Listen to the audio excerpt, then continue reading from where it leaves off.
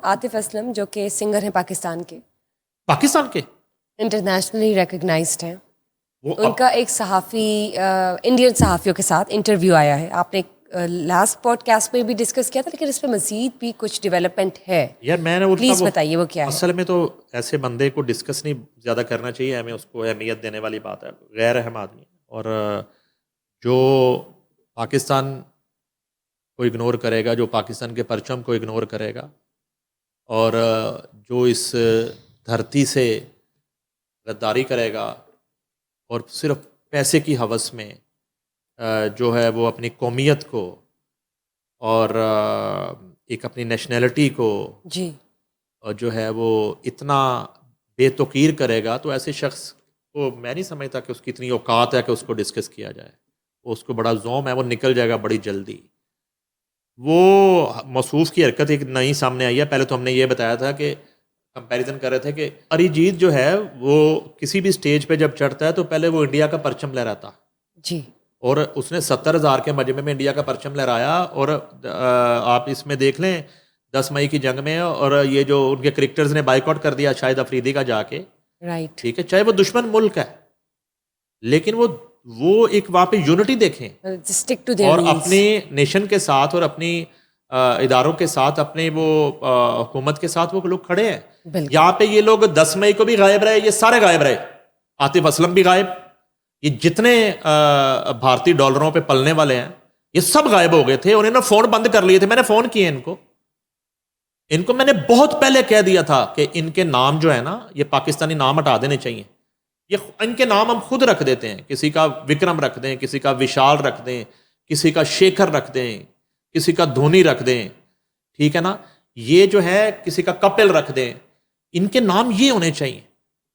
और ये नहीं है कि ये कोई हमारी यहाँ पे बहुत बड़ी बरादरी है, हिंदू बरादरी। मैं बात कर रहा हूँ, इंडियंस की बात कर रहा हूँ, ठीक है। इनके ना बल्कि इनके लिख देना चाहिए, मोदी लिख देना चाहिए इनके नामों के साथ, और इनके ना माथे पे वो 3 लकीरें होनी चाहिए, ठीक है।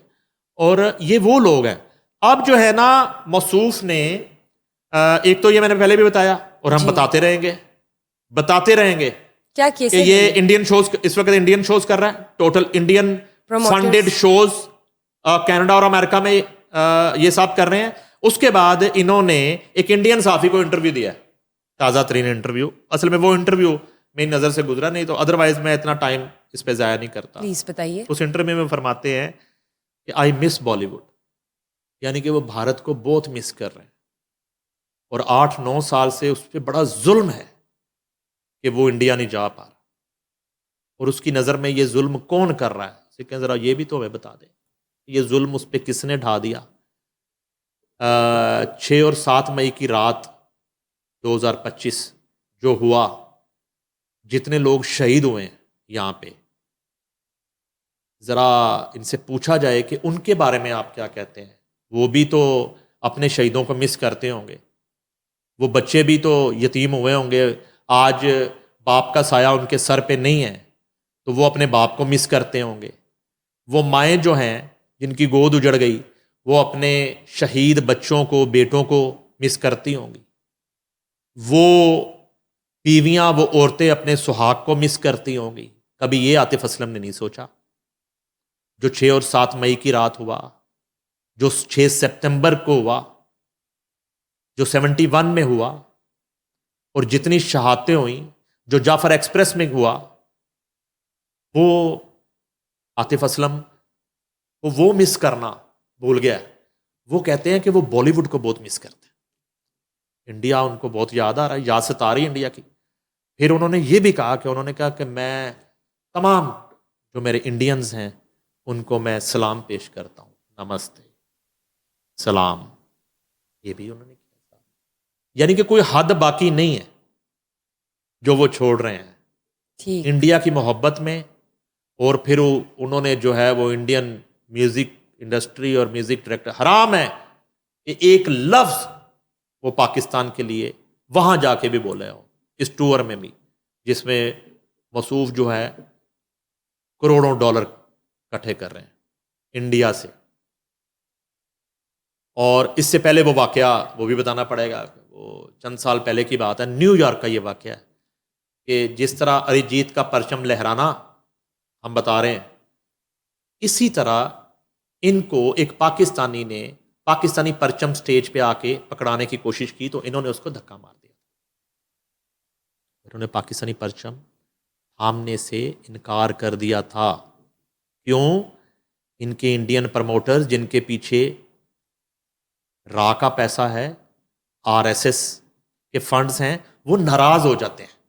आप पाकिस्तान का परचम लहराएं, आप उन स्टेजेस पे जाके पाकिस्तान का कोई एक तराना गा दें, कोई एक दफ़ा आप झूठे मुंह से जीवे जीवे पाकिस्तान कह दें या आप दिल दिल पाकिस्तान कह दें, ये बहुत मुश्किल है आतिफ असलम के लिए, नागवार गुजरता है उनको।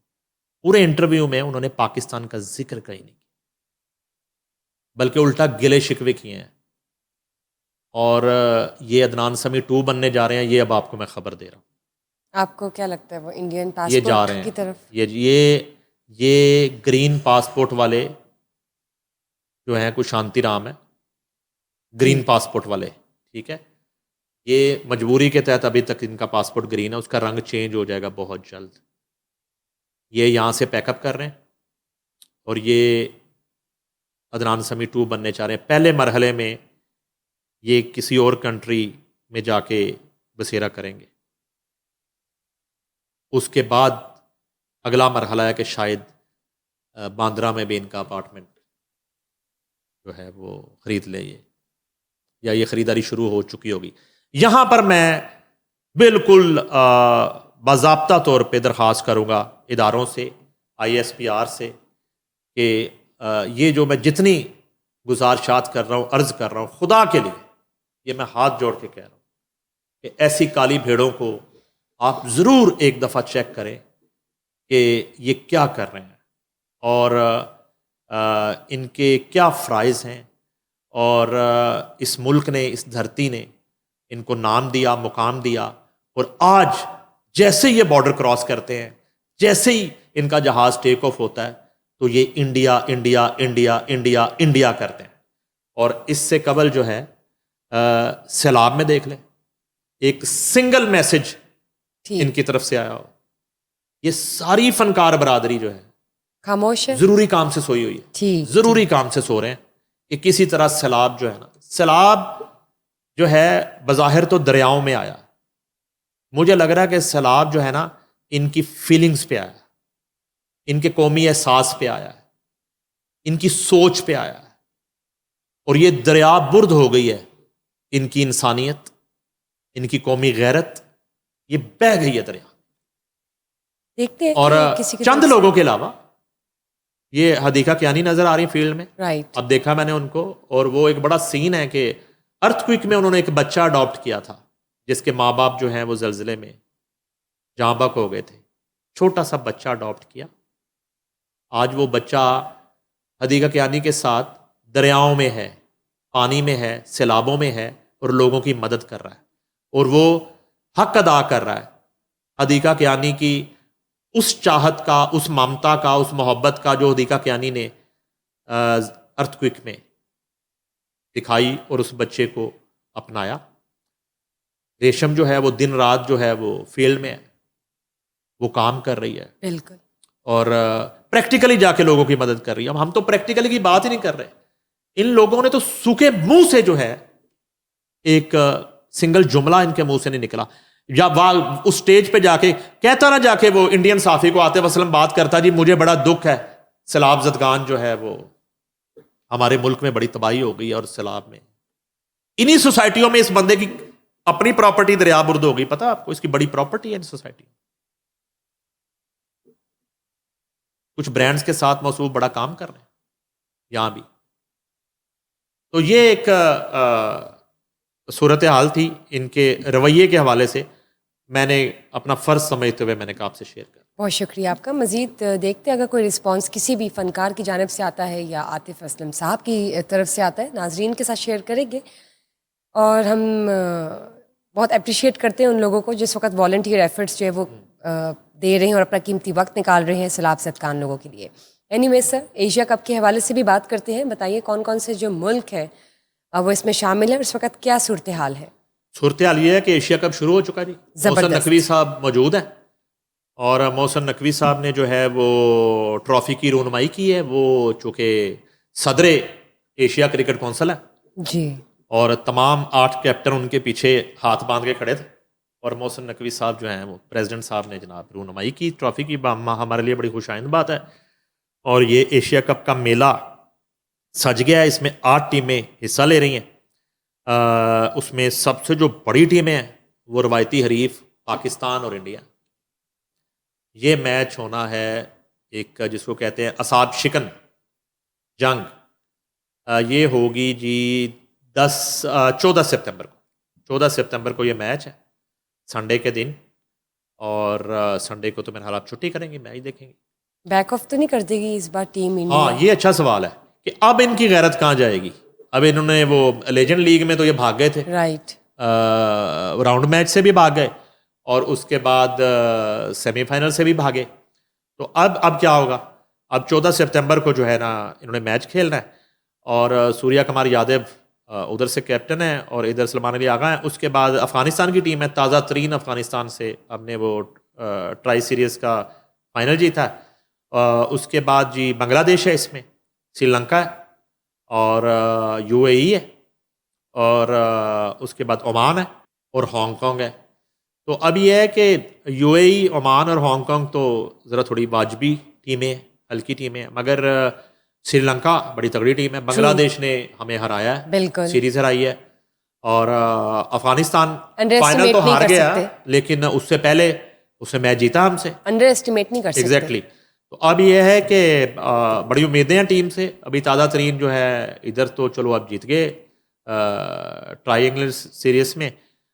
उधर अब डिपेंड करता है कि पाकिस्तान कैसा परफॉर्म करता है। अलबत्ता यह है कि एशिया कप का मेला सज गया है और मुझे तो ज़्यादा मज़ा इस चीज़ का आया है 14 कि जो है वो मोहसिन नकवी ने पहली मरतबा बतौर प्रेसिडेंट एशिया क्रिकेट कौंसिल उन्होंने किसी इवेंट को इस तरीके से बतौर चीफ गेस्ट, बतौर प्रेसिडेंट जो है वो कंडक्ट किया और ट्रॉफ़ी की जब वो उन्होंने नकाब कुशाई की और रूनुमाई की और वो एक बड़ा खूबसूरत लम्हा था। तो अलबत्ता यह है कि ये एक अच्छा इवेंट होगा। एशिया कप बड़ा अच्छा होता अगर ये पाकिस्तान में होता और आपको शायद इल्म में होगा कि पाकिस्तान होस्ट है इस एशिया कप का, मगर इंडिया की हठधर्मी की वजह से गालबन ये पूरे का पूरा इवेंट जो है उधर शिफ्ट किया गया है। तो इस तरह की सूरत है।